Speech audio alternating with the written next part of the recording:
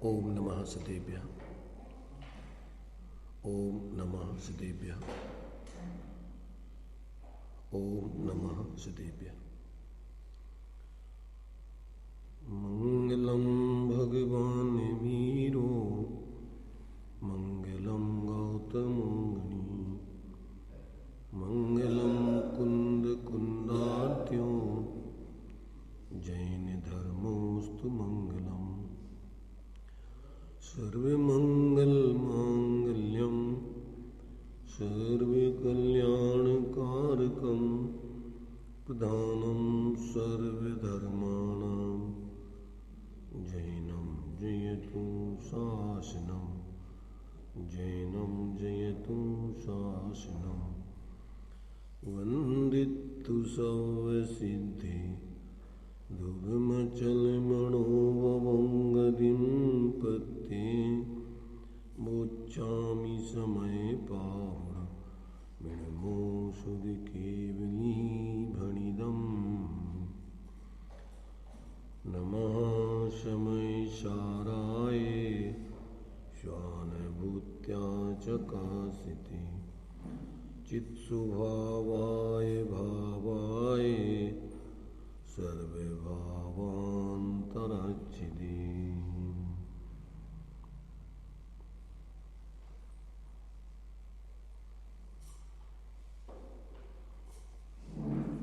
समय सार जी की गाथा 84 चलेगी अपनी। अभी ये बात बतलाई थी कि कर्ता कर्म का कर्मों के साथ निमित्त नैमित्तिकपना होने पर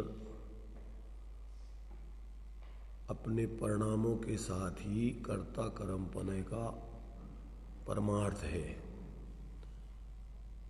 कर्मों के साथ जीव का निमित्त नैमित्तिक संबंध होने पर भी अपने परिणामों के साथ कर्ता कर्मपना है, परंतु कर्मों के साथ कर्ता कर्मपना और भोक्ता भोगपने का भाव नहीं है। ये बात यहाँ पर बदलाई थी। तो निश्चय नय से जीव का अपने स्वपरिणामों के साथ ही कर्ता कर्म भाव है, भोक्ता भोग भाव है, परंतु क्या है, कर्ता कर्मपने का भाव पर द्रव्यों के साथ नहीं है, कर्म आदि के साथ नहीं है। ये यहाँ पर दृष्टांत देकर के समझाया था कि जिस प्रकार से उत्तरंग और निस्तरंग समुद्र की लहरों में हवा निमित्त होने पर भी पानी का तो अपनी शांत और अशांत तरंगायत और निस्तरंग अवस्थाओं में ही कर्ता कर्मपना है, हवा के साथ उसका कर्ता कर्मपना नहीं है। हवा निमित्त अवश्य है।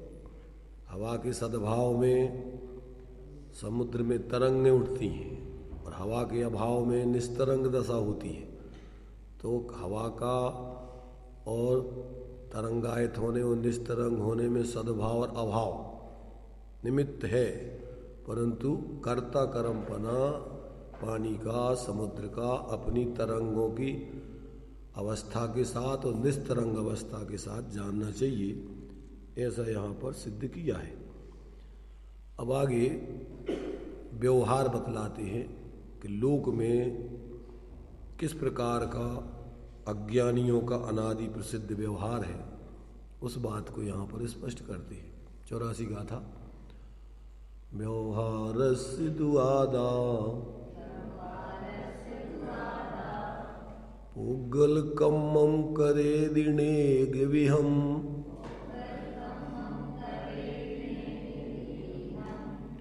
तम चेव पुणो वेयदि पुग्गल कम्मं अणेग विहम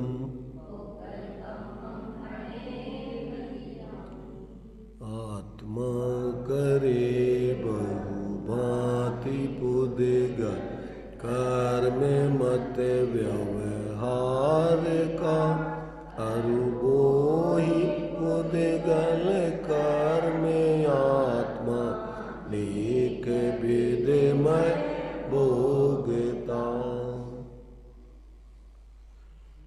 व्यवहारस्य तु व्यवहार नय का मत है कि आत्मा नेक विधम अनेक प्रकार के पुद्गल कर्म को करोति करता है, पुनः च और तदेव उसी अनेक विधम अनेक प्रकार के पुद्गल कर्म को वेदयते वेदता है, भोगता है। ये क्या है? व्यवहार का मत है। व्यवहार में इस प्रकार से प्रचलन में चलता है।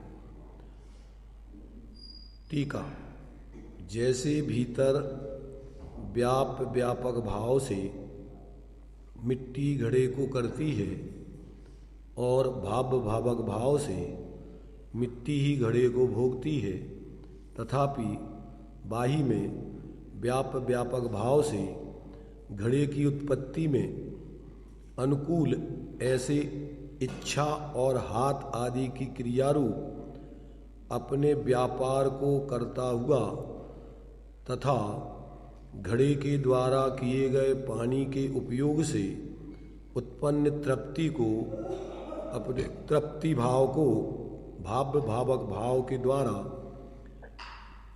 अनुभव करता हुआ भोगता हुआ कुमार घड़े का करता है और भोगता है, ऐसा लोगों का अनादि से रूढ़ व्यवहार है। उसी प्रकार ये दृष्टांत है।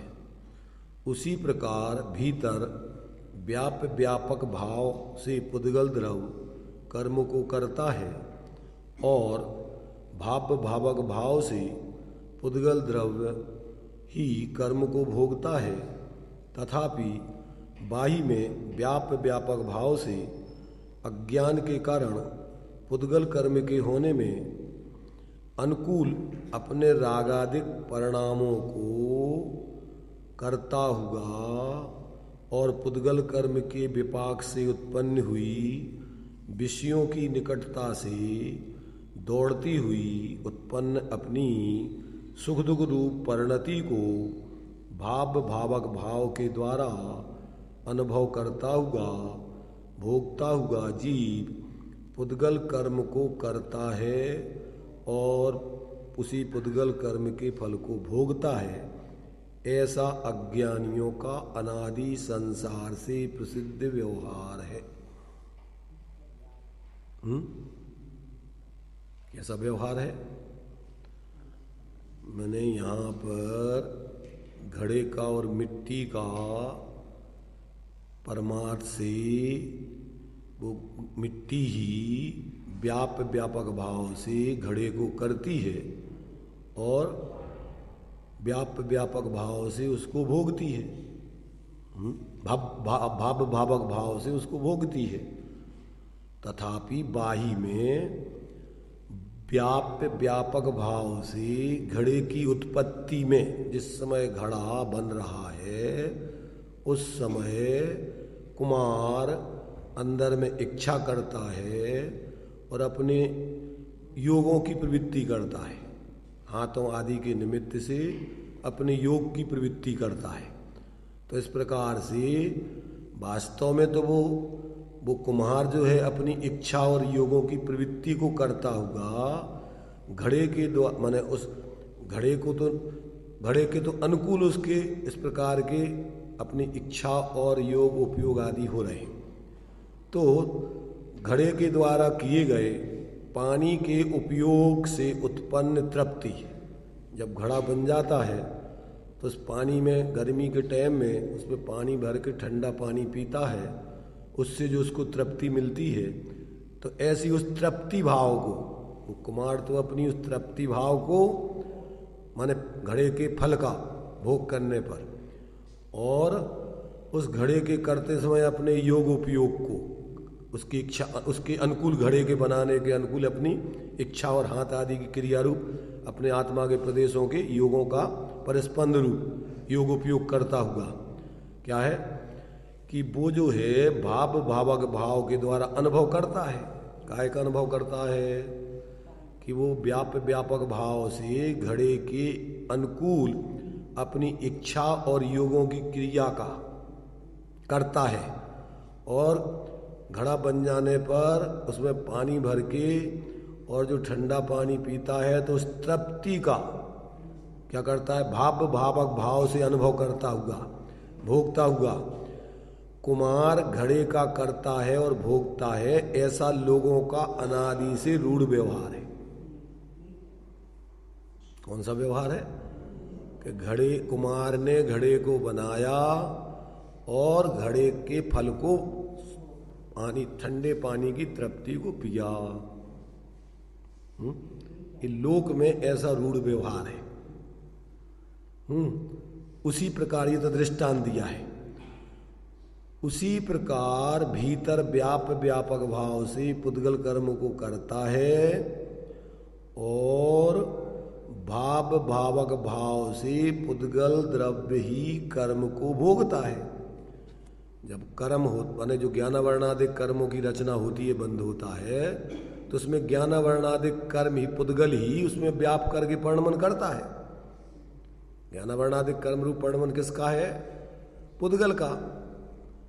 ज्ञानावर्णादिक कर्म 8 कर्म पुद्गल की रचना है, जो है जिसको अपन बोलते हैं कारमाण वर्गणाओं का परिणमन है।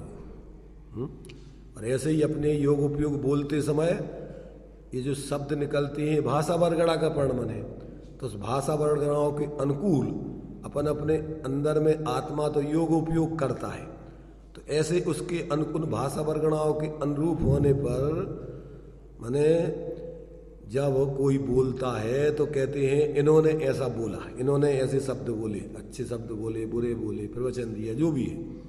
तो वो तो उस जीव ने तो अपना योग उपयोग किया, परंतु उस योग उपयोग के निमित्त से जो ओंठ तालु वगैरह शरीर के निमित्त पूर्वक शब्दों की उत्पत्ति हुई, भाषा वर्गणा निकली, तो लोक में कहा जाता है कि इन्होंने बोला।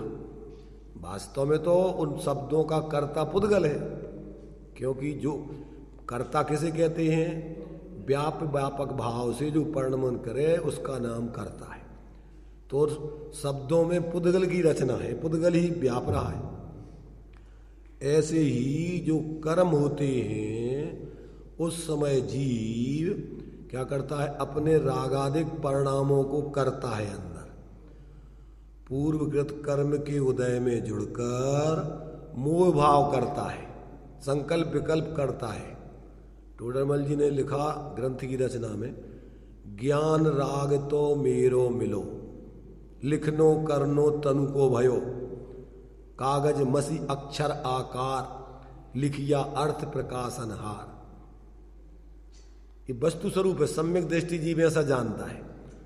देखो लोक में तो ये जो व्यवहार है ये मिथ्या दृष्टियों का कर्ता कर्म पने का है, परंतु सम्यक दृष्टि का भी निमित्त नैमित्तिक संबंध में ऐसा ही उपचरित असद्भुत व्यवहार, अनुपचरित असद्भुत व्यवहार होता है।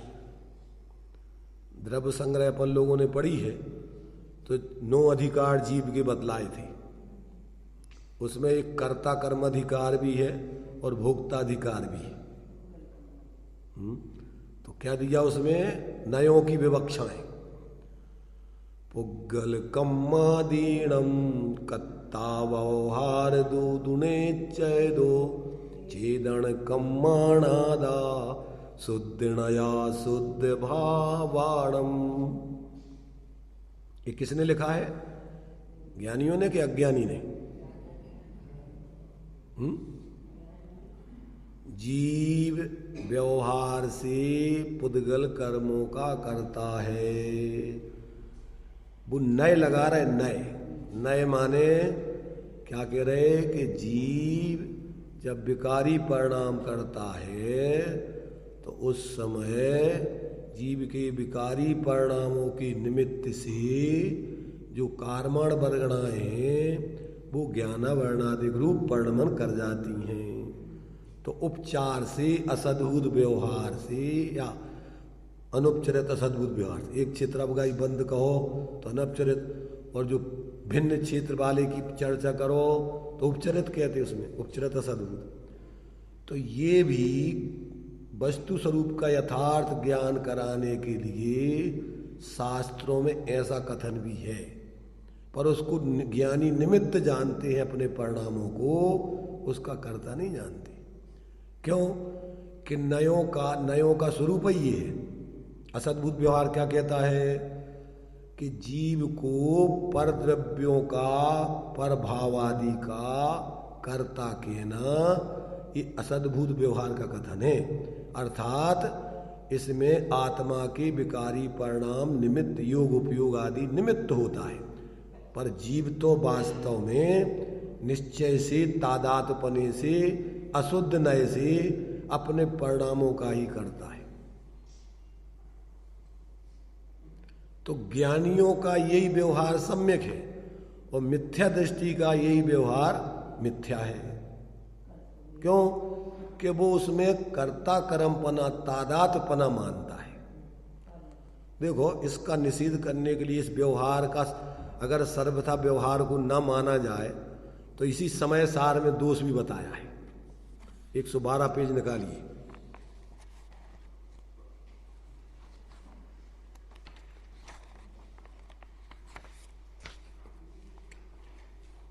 व्यवहार बताने का प्रयोजन भी बता रहे हैं। अगर ना माना जाए सर्वथा व्यवहार तो क्या दोष आएगा? क्या?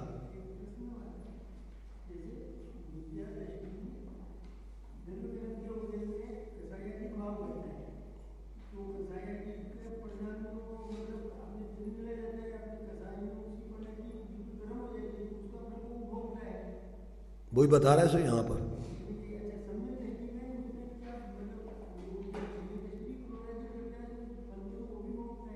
अभी बता तो चुके भाई, अभी चलो इसको पढ़ते पहले बताएंगे इसको भी। सुनो, अभी 2 बार स्पष्टीकरण हो चुका। अभी पुरुषार्थ सिद्धि उपाय में दोनों का स्पष्टीकरण प्रश्न उठा करके किया था कि अगर उसको सर्वथा आत्मा का ही माना जाए तो वो स्वभाव बन जाएगा ज्ञानादिक गुण जैसा, और यदि आत्मा का ना माना जाए तो निश्चयाभासी बने का वो परिणाम तो आत्मा में ही हो रहे। परिणति की बात है, नए क्या कोई मिथ्या थोड़ी होता है। सम्यक दृष्टि के भी परिणाम रागादिक के होते हैं, और सम्यक दृष्टि जानता है कि ये आश्रव भाव है, ये अपने ही भाव है, और उनको छोड़ने चाहता है। जब तो लिखा है आश्रव दुख कार घनेरे बुद्धिबंध तेने निर्वीरी। अगर वो आश्रव को दुख रूप नहीं जाने तो छोड़े काय को। परंतु मिथ्या दृष्टि जैसे एकांत से वो आश्रव प्रवृत्ति नहीं करता है। जितने जितने अंशों में अपन ने पढ़ा था भी कि नहीं, कि जितना जितना विज्ञान घन होता जाता है उतना उतना आश्रमों से निर्वृत्त होता जाता है। जितना जितना आश्रम प्रवृत्ति करता है उतना उतना अभी कर्मों का माने आश्रम प्रवृत्ति करता, उतना उतना अभी विज्ञान घन नहीं है, आश्रम रूप प्रवृत्ति कर रहा है। तो साधक के जीवन में दोनों धाराएं चलती हैं, पर उसको वेद विज्ञान है। पर मिथ्या दृष्टि को वे रागादि के कान से अपने स्वरूप मानता है, और इन कर्मादिक का, शरीरादिक का भी कर्ता स्वामी भोक्ता मानता है। दोनों में अंतर है। तो वही बता रहा है यहाँ पर कि सम्यक दृष्टि को यहाँ पर यदि व्यवहार को सर्वथा न माना जाए तो 46वीं गाथा देखिए। अब प्रश्न होता है कि यदि अध्यवसानादि भाव वे व्यवहार पुद्गल स्वभाव है, माने जो 29 भाव बतलाए थे, वे सब 29 भाव को विकारी परिणाम भी सम्यक दृष्टि की दृष्टि में उसको पुद्गल के कहे गए।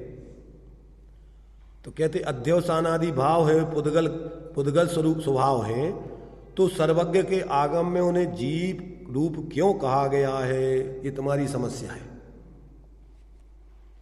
उत्तर उसका आचार्य देते हैं, व्यवहार ये दिखला दिया जिन देव ने उपदेश में, ये सर्व अध्यवसान यादिक भाव को जहां जीव कहें।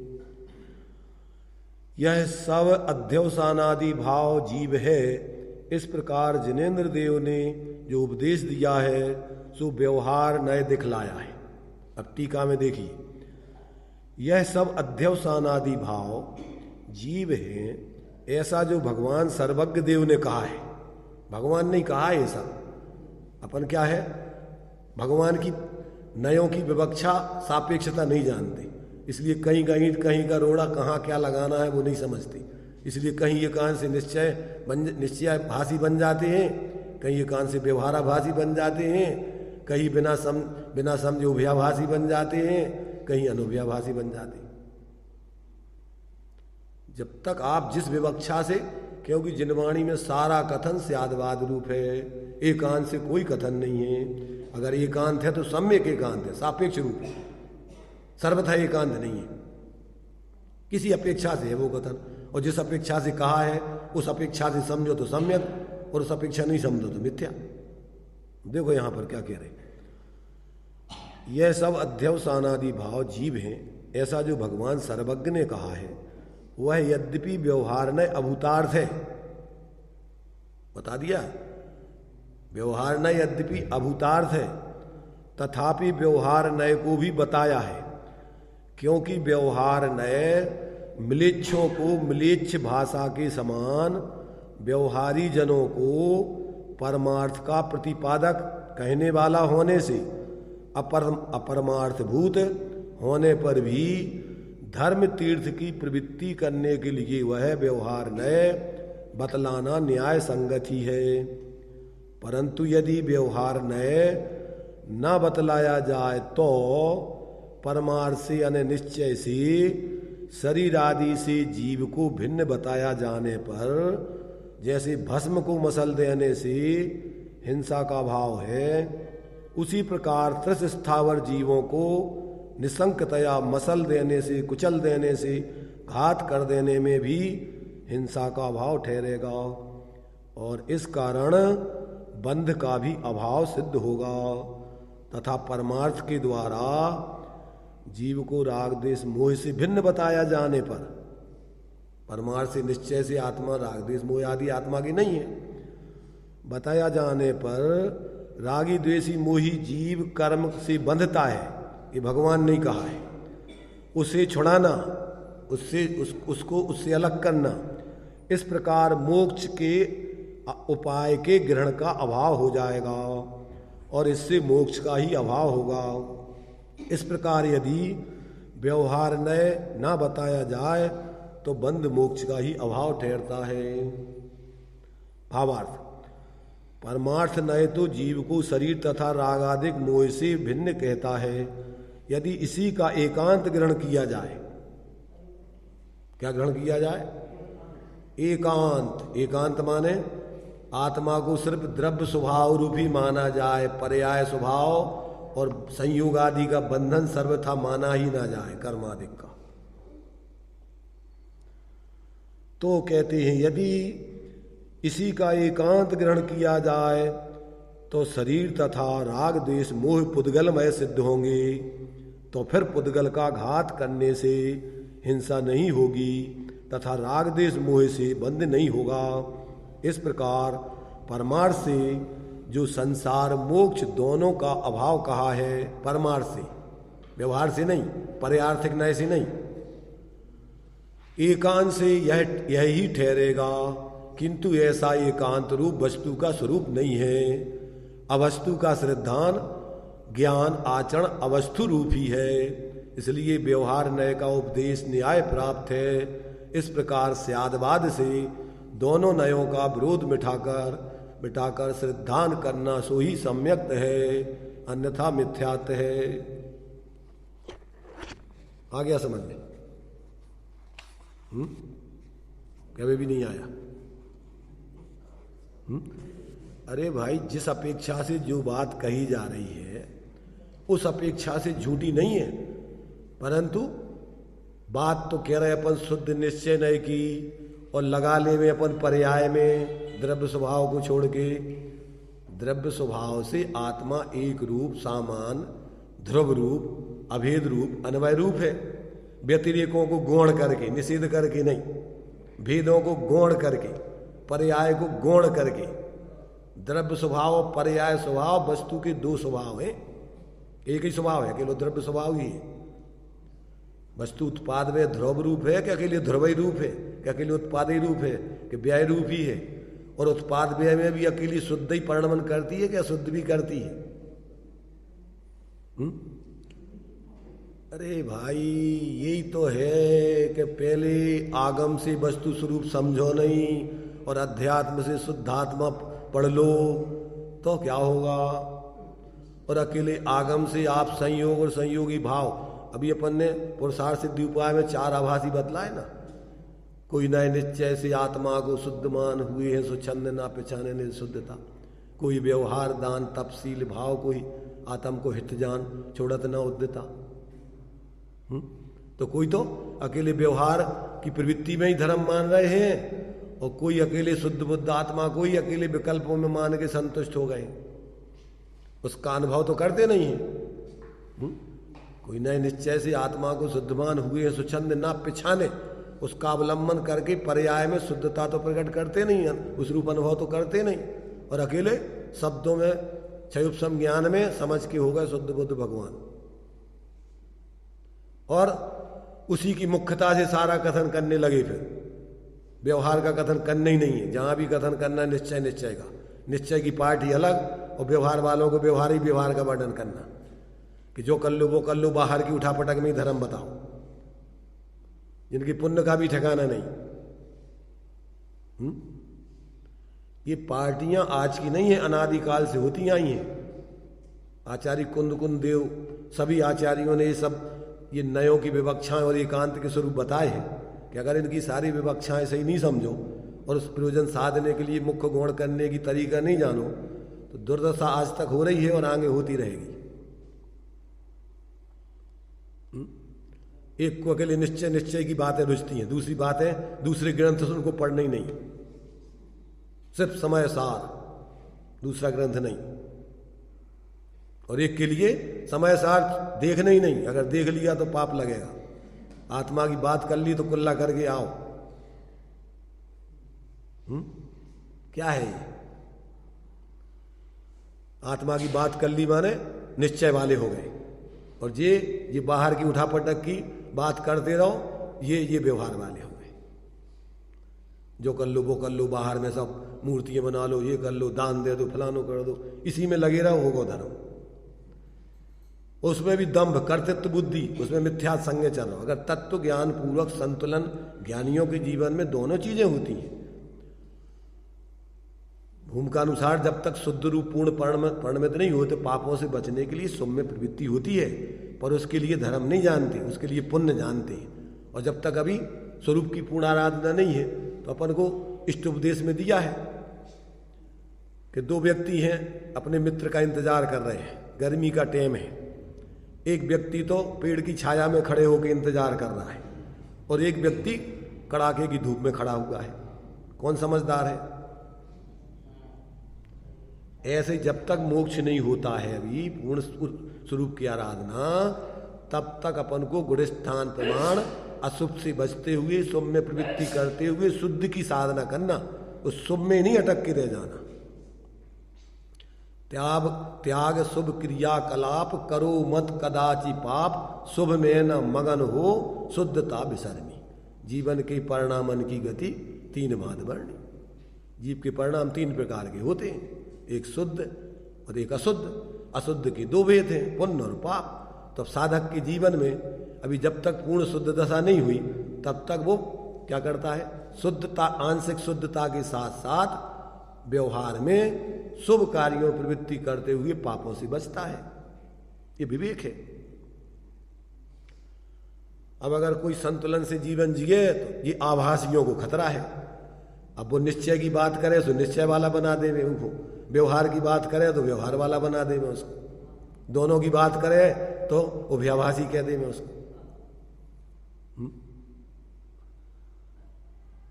इसलिए बिना ज्ञानियों के सानिध्य के, बिना जिनवाणी की अपेक्षाओं को समझे दुर्दशा अनादिकाल से जीव की चल रही है। नहीं है, और आज भी वो कोई कमी नहीं है उसमें, ध्यान रखना। आज तो और प्रचुर मात्रा में है ये सब। पहले तो ऐसे ज्यादा नहीं होते थे ऐसे, और आज तो ज्यादातर, क्योंकि सम्यक दृष्टि पैदा होते नहीं इस काल में। मिथ्या दृष्टियों को भीड़ चाहिए अकेले में साधना करना, और बिरले जीव धर्मात्मा बन सकते हैं। भीड़ के बिना ऐसा लगता है कि भैया अपन तो अकेले, तो अब अकेले है तो अब कोई पार्टी में शामिल हो जाओ। तो पार्टियों में शामिल हो जाने से हो जाओगे धर्मात्मा। जब तक अपन पक्षातिक्रांत होके, लोक भय छोड़ करके, तत्व का सही निर्णय करके, स्वरूप अवलंबन करके सच्चे मोक्ष मार्गी नहीं बनेंगे अपने स्वरूप की श्रद्धा ज्ञान लीनता पूर्वक, तब तक जीवन में शांति नहीं आएगी।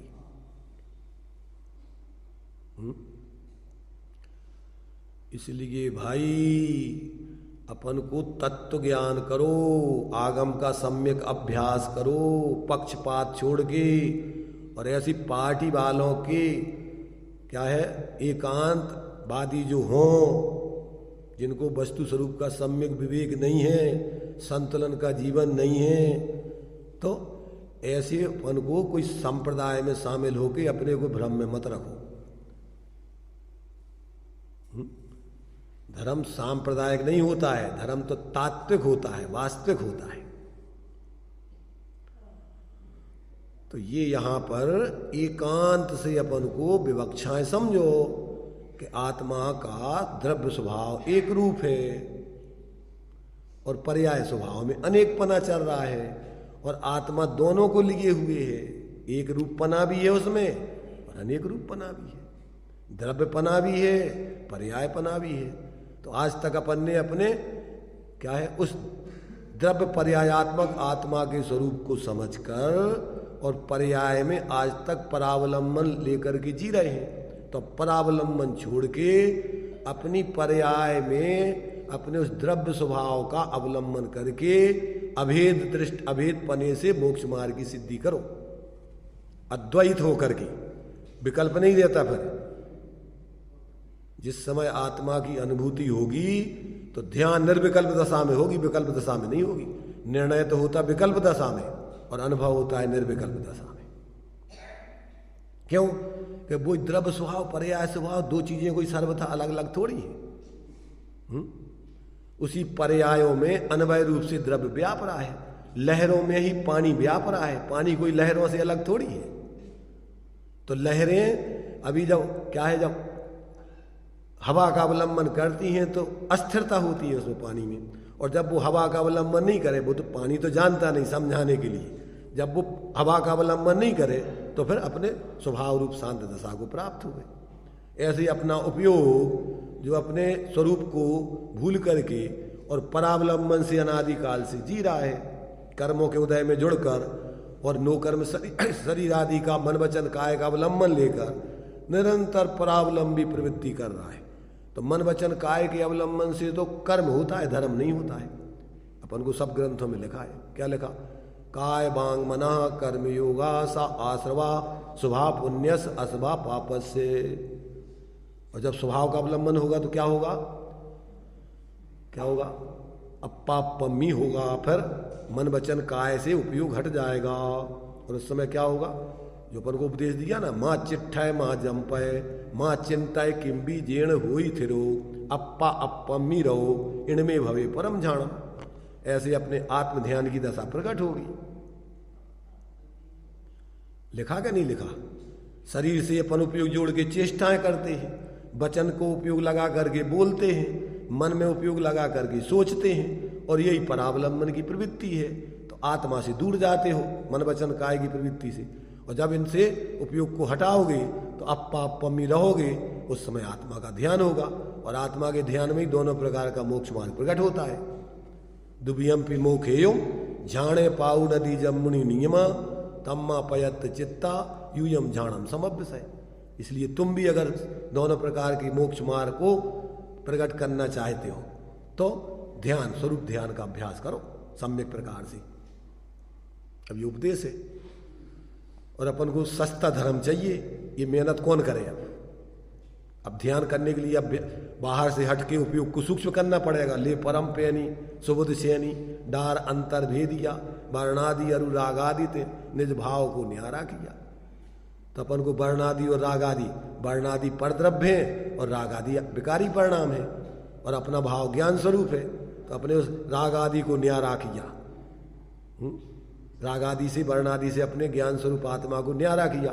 निज माही निज के हित निज कर आपको आपेगा हो, तो वहां पर विकल्प खत्म हो जाए। गुण गुणी ज्ञाता विकल्प, क्योंकि विकल्प निर्णय करते समय विकल्प होते द्रव्य गुण पर्याय के, और अनुभव करते समय आत्मा की अभेद अनुभूति होती है, तो विकल्प नहीं चलते फिर अनुभव में।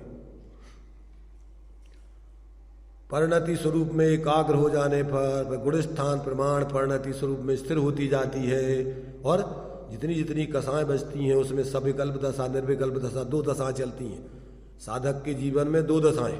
और परिणति में सदा मिश्र धारा, उपयोग में सविकल्प निर्विकल्प, और परिणति में मिश्रपना सदा काल चलेगा। क्योंकि ज्ञान में लब्धि उपयोग दो प्रकार से परिणमन होता है। तो लब्धि उपयोग, जब उपयोग बाहर में होगा तो आत्मा की अनुभूति लब्धि में बराबर विद्यमान रहेगी, क्योंकि छदमस्त का उपयोग एक समय में एक एक ज्ञेय को ही जानता है, पर लब्ध्यात्मक उस प्रमाण ज्ञान में सबको जानता रहता है। उसके पास जो सम्यक ज्ञान प्रकट हो गया तो लब्धि उपयोग रूप में क्षय उपशम ज्ञान का परिणमन दो प्रकार से होता है।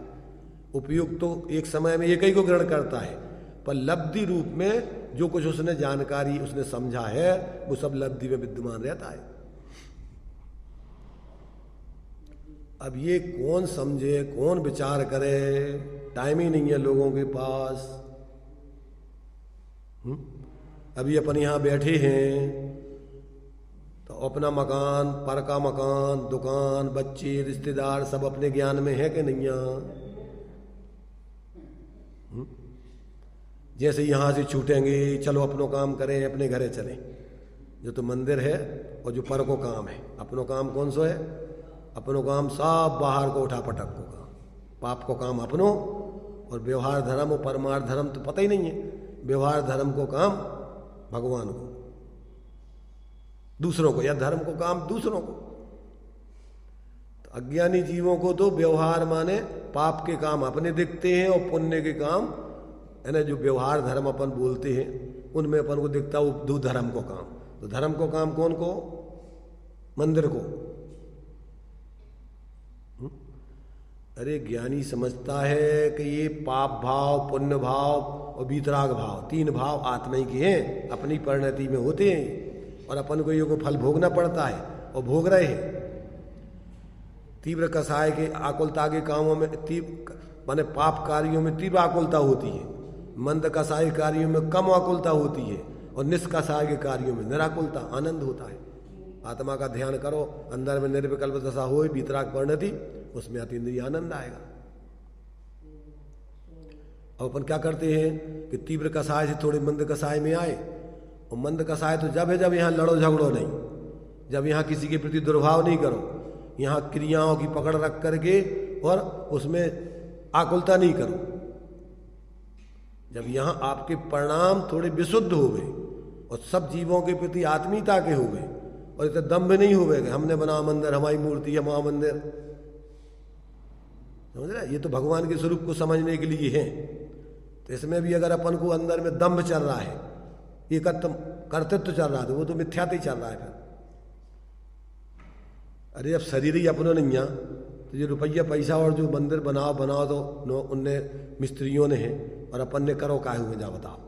तुमने जो दम्भ कर लो, रुपये छापे बैंक ने, और मंदिर खदान में ऐसे पत्थर लाए, और बनाए वाले भी कारीगर, सब करवे वाले कारीगर, तुमाओ काहे हुए जा तो बताओ।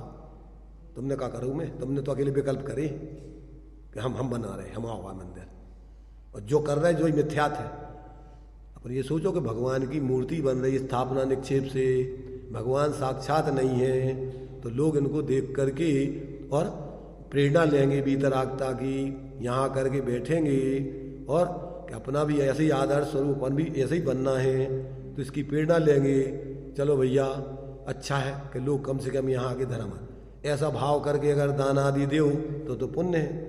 और अगर दम्भ करो कि हमारा नाम हमने बनाओ, हमारी जय जयकार करो, तो वो अहंकार पाप कोई मिथ्यात का भाव है संगे। कितने लोग दान देते हैं कि दान दे करके और मन में हर्ष होता है और दम्भ नहीं करते। दान दे करके प्रसन्न होते हैं और जो नहीं करते कि हम आओ बंदर है, हम बने बनाओ, और जो हमने पैसा दे, पैसा दो पुद्गल की पर्याय है। क्या है तुम्हारे तो भाव है, अगर तत्व ज्ञान पूर्वक चलो इससे दूसरे जीव की परोपकार हो जाए, दूसरे लोग जो है माने इसके निमित्त पूर्वक सत्य को समझ करके, तत्व के समझ करके मोक्ष मार्ग में लगे तो आपका शुभ भाव है, पुण्य का भाव है। और अगर जो नहीं है तो दंभ को भाव है, मिथ्यात्व को भाव है। नहीं आ रही समझ में? ये बात है नहीं आ तो भाई गीत गावे तुम्हारे कि हाँ 1 लाख 2 लाख 5 लाख 10 लाख ताली बजाओ, उसमें मजा आता है दंभ करने में। तो बोली बोल के प्रतिस्पर्धा करने में, एक दूसरे को ऊंचा नीचा दिखाने में, बोली बोलने में तो आपस में एक दूसरे के प्रति ऐसे भाव होते ज्यादातर अज्ञान दशा में। बोली काहे की जाते बताओ? जब अपन अपने पाप के कामों में खर्च करते तो वहां बोली लगाते, बोली लगाते तो कहते इतने जो है बोलो शादी, लड़की की शादी करने में कितने खर्च करना है, बोलो कितने होते भी। अपन जो है मिथ्यात दशा में होते भी बोली लगाते, अंडरग्राउंड बताते नहीं बाहर में।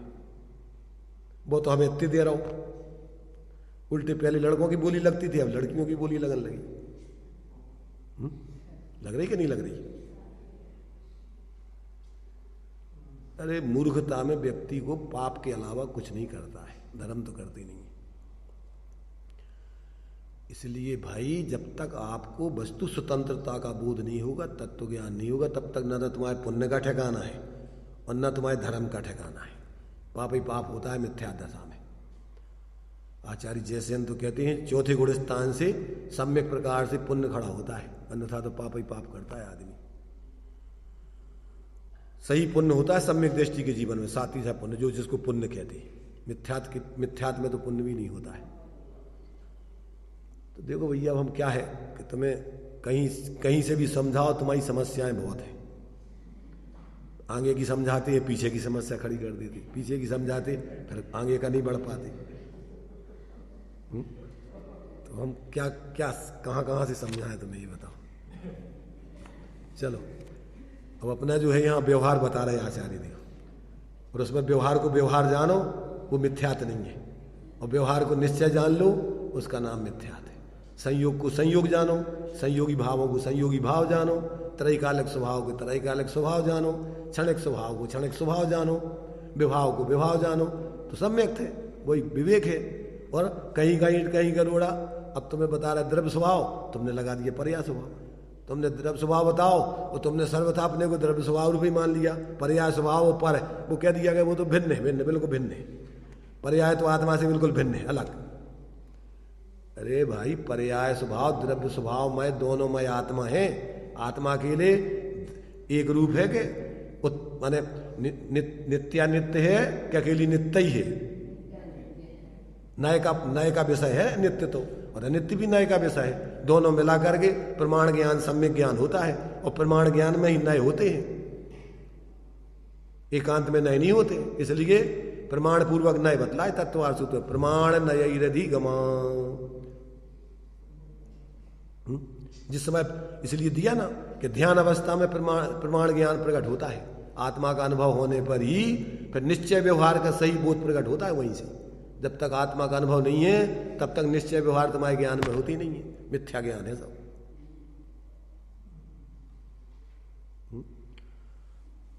इसलिए भाई देखो यहां तो आचार्य देव क्या बता रहे हैं, निमित्त में कर्ता कर्मपने का निषेध। निमित्त में लोक व्यवहार में तो उपचार से असद्भुत व्यवहार से कहा जाता है और कहना चाहिए, ये मकान हमारा, दुकान हमारी, परिवार हमारा नहीं कहोगे तो लोक में जी कैसे पाओगे? ये बताओ, तुम पागल हो जाओगे। अगर ये व्यवहार की व्यवस्था को आप व्यवहार से नहीं जानो सही, तो लोक में तुम जी नहीं सकते। अन्याय नीति भक्ष फिर चलेगा नहीं कुछ, भक्ष का भेद ही नहीं रहेगा, न्याय अन्याय का भेद ही नहीं रहेगा, अपने पराये का भेद ही नहीं रहेगा। अगर ये व्यवहार को सर्वथा नहीं मानो तो लोक में कैसे जियोगे बताओ। इसलिए जो लोग संतुलित तरीके से वस्तु स्वरूप को नहीं समझते, नहीं समझाते, वे अपने और दूसरों के क्या है अकल्याण करता है, अहितैषी है। इसलिए अपन ने पढ़ा भी पुरुषार्थ सिद्धि उपाय में कि आचार्य दोनों नयों का ज्ञाता होने चाहिए, और शिष्य का दुर्बोध दूर करने के लिए उसको सारी विवक्षाएं खोल के उसके मिथ्यात्व का नाश करने चाहिए। वे ही अनेकांत के ज्ञाता, वे ही ऐसे आचार्य वास्तव में मोक्ष मार्ग का परिवर्तन करने में समर्थ है। ऐसे मिथ्या दृष्टि अज्ञानी पक्षपाती न तो खुद का कल्याण करते हैं न दूसरों को कल्याण के मार्ग में लगा सकते। तो देखो यहां पर अपन को निश्चय व्यवहार का स्वरूप बता रहे कि लोक में जो प्रसिद्ध है वो ज्ञानी बता रहा है कि लोक में ऐसा प्रसिद्ध है।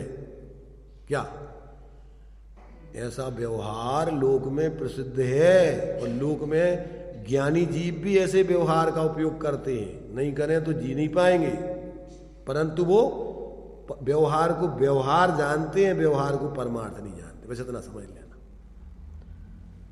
निमित्त को निमित्त जानो, नैमित्तिक भाव को नैमित्तिक जानो। कहना उपचार व्यवहार है, कहने में कोई मिथ्यात नहीं हो जाता है।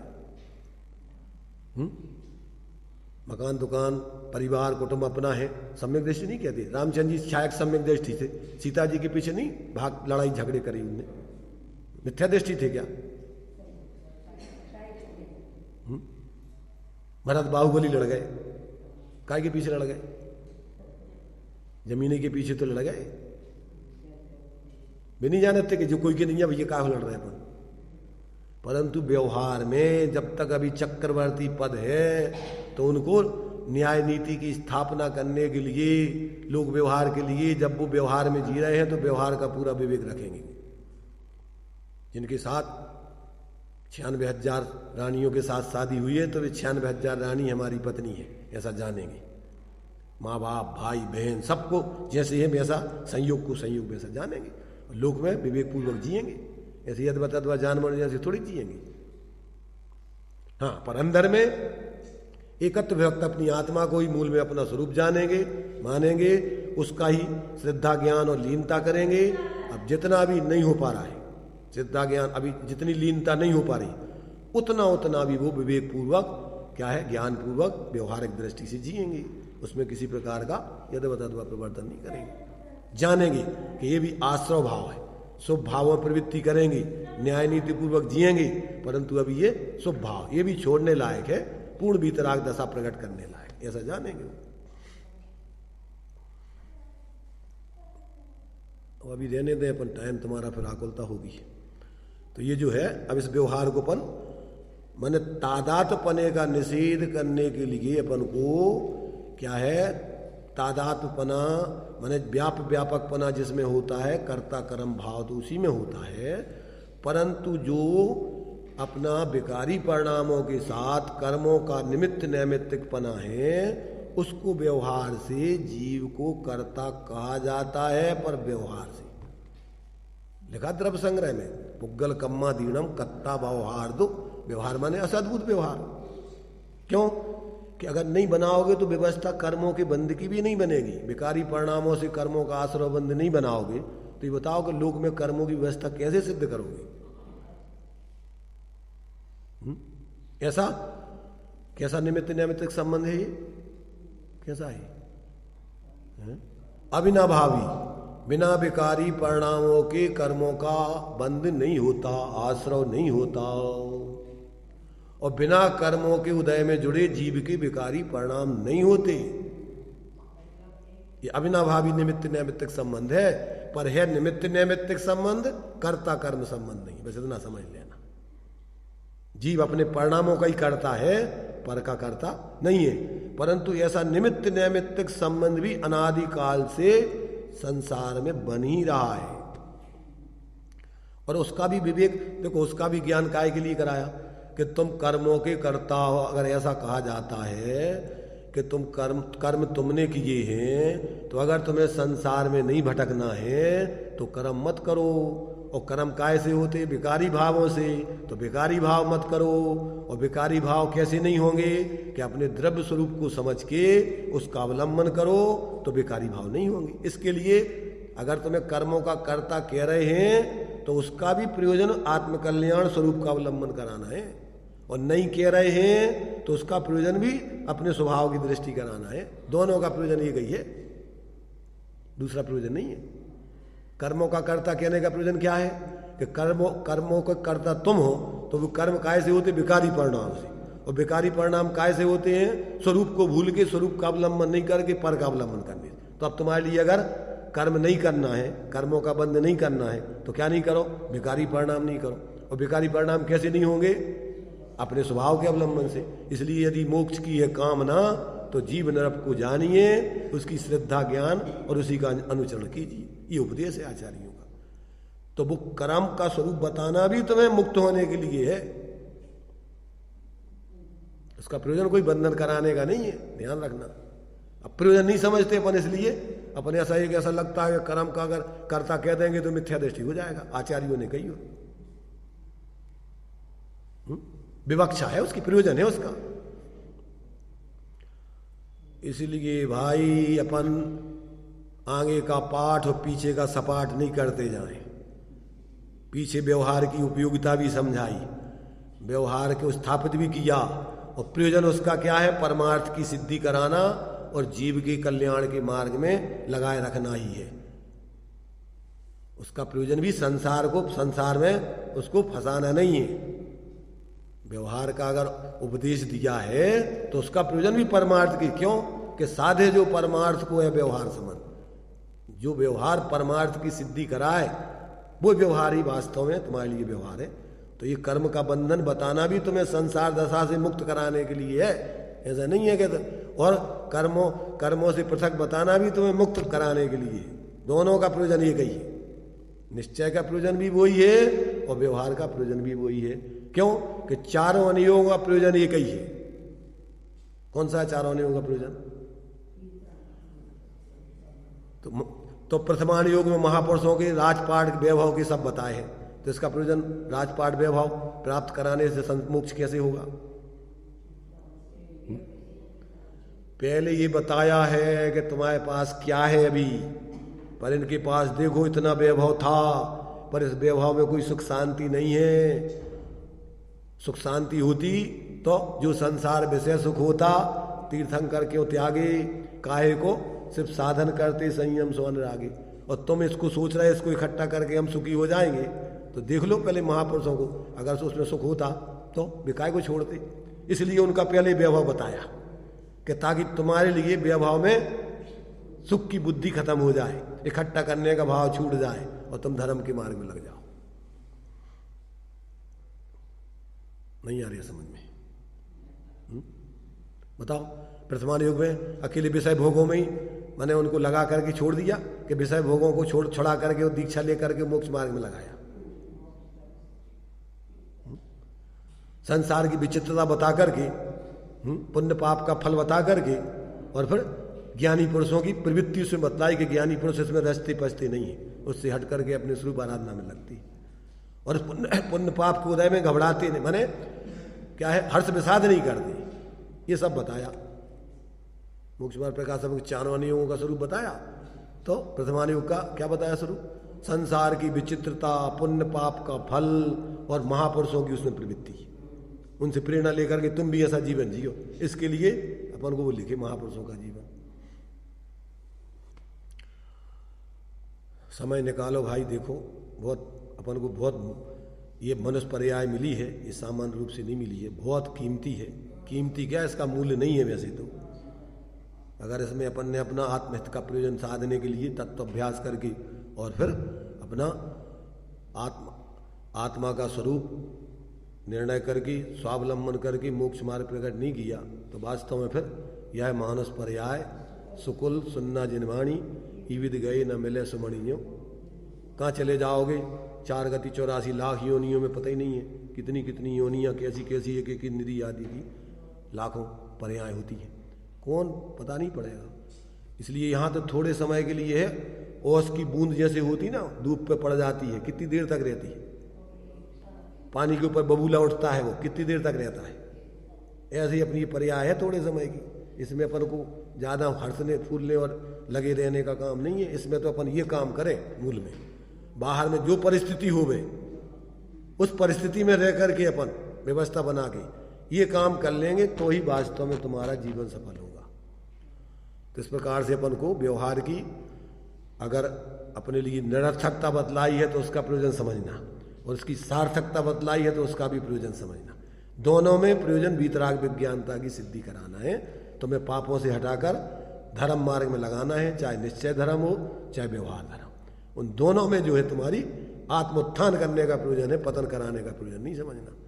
तो जो लोग दूरदृष्टि से नहीं समझते हैं तो वे क्या है कि बहुत सस्ती क्या बटोरने के लिए, लोकप्रियता बटोरने के लिए, संप्रदाय में अपनी विशेषता बताने के लिए, लोगों में विशेष बने रहने के लिए एकांत से वो जो है इस प्रकार से पक्षपात करते हुए बोलते रहेंगे, और तुम कहाँ खड़े हो, तुम्हारी क्या दशा है, उनको कोई मतलब नहीं उससे। इसलिए यहाँ तो अपन को वास्तव में अपने जीवन में जैसे बने तैसे निश्चय व्यवहार के यथार्थ स्वरूप को समझकर, उसकी प्रयोजन को समझकर अपना आत्मकल्याण करें। आचार्यों का ये उपदेश है, और इसी प्रकार से उनने सारा वर्णन शास्त्रों में किया है। उसको उसी रूप में अपन समझें तो समझ लो कि अपन ने न्याय किया अपने साथ और ज्ञानियों के साथ, और इस रूप में नहीं समझेंगे तो अपने साथ और वास्तव में अपन ने जिनवाणी के साथ सबके साथ अन्याय किया, उससे अपनी क्या है हित नहीं होगा, अहित होगा। इसलिए अपन को बहुत सजग रह करके सब बातें समझनी चाहिए।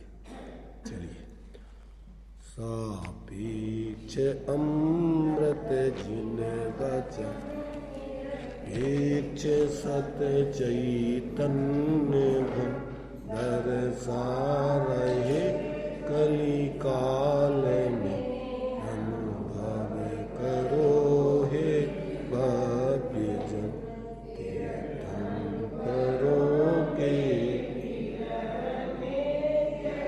ना रहे इन वचन, तो स्वपरहित कैसे करे,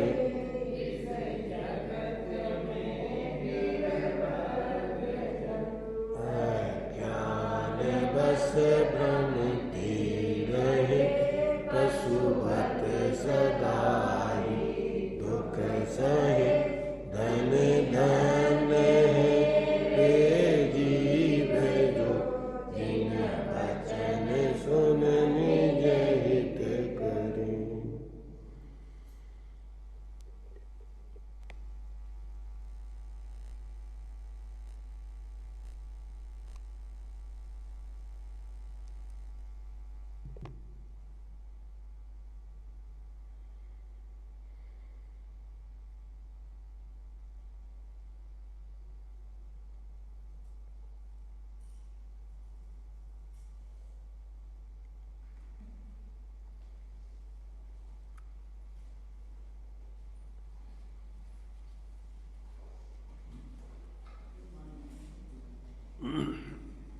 द्वादशांग जिनवाणी में पंच परमेष्टि रहती है।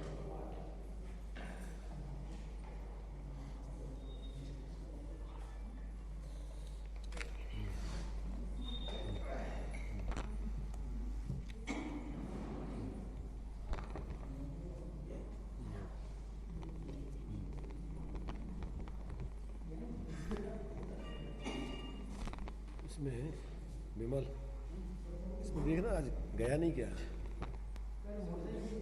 देखना